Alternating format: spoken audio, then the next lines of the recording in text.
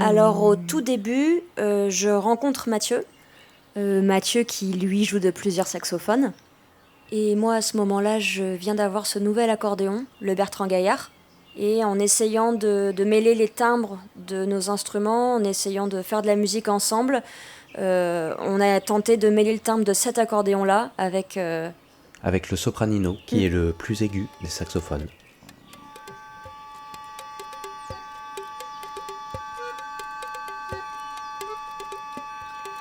C'est une musique qui a beaucoup d'influences, mais principalement quand même les musiques traditionnelles au sens large, mais aussi avec beaucoup d'improvisation. Oui, quand on nous demande qui a besoin d'une étiquette, en général, c'est classé néo-trad. Donc c'est inspiré de danse traditionnelle, c'est des compositions, mais c'est plus récent et voilà, c'est le mot fourre-tout pour ce genre de musique en général.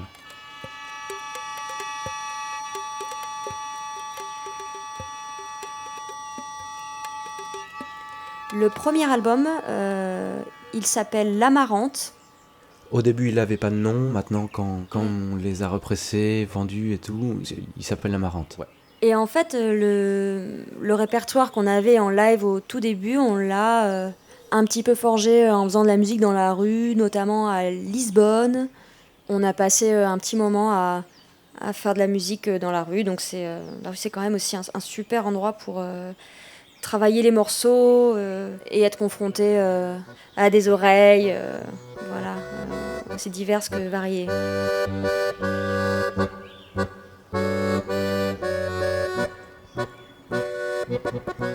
L'idée des titres d'albums, c'est un peu de suivre la métaphore du jardinier, des racines, de Rhizotome, c'est le jardinier qui coupe les racines. L'amarante, c'est une plante qui résiste à tous les pesticides Monsanto. Niwashi no Yume, c'est le rêve du jardinier en japonais. Nenashigusa, c'est... Nena Shigusa, ça veut dire deux choses en japonais. C'est soit les lentilles d'eau qui sont déracinées comme ça, mais qui flottent à la surface, soit quelqu'un qui est déraciné. Voilà. Toujours ce rapport musique traditionnelle, improvisation, néo-trad. Et malherbologie, en fait, au début, ça devait s'appeler habit de jardinier, parce que ça venait d'une gravure du 18e qui nous plaisait beaucoup. Qu'aurait fait une super pochette, mais on a gardé la gravure et on l'a changé. Et donc, malherbologie nous plaisait pas mal aussi, l'étude des mauvaises herbes.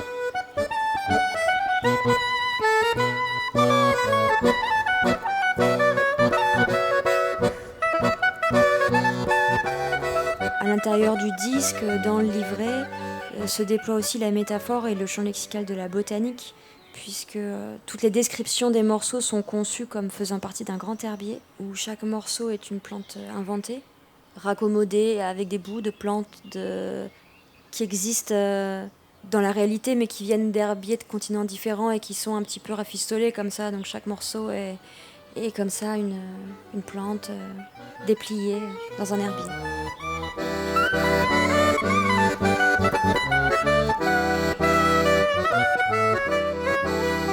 Et aussi, on a un autre projet parallèle qui s'appelle Superphosphate. Donc, c'est la version chimique en fait. Rhizotome, en fait, c'est un duo, mais l'expérience au Japon et avec les artistes japonais, Niwashi no Yume, c'est un peu une extension de ce duo. Et puis, en fait, chaque extension vient aussi nourrir le duo, ça va toujours dans les deux sens, quoi. Et là, effectivement, depuis l'an dernier, on a Superphosphate, qui est un trio avec le violoniste Alban Paché.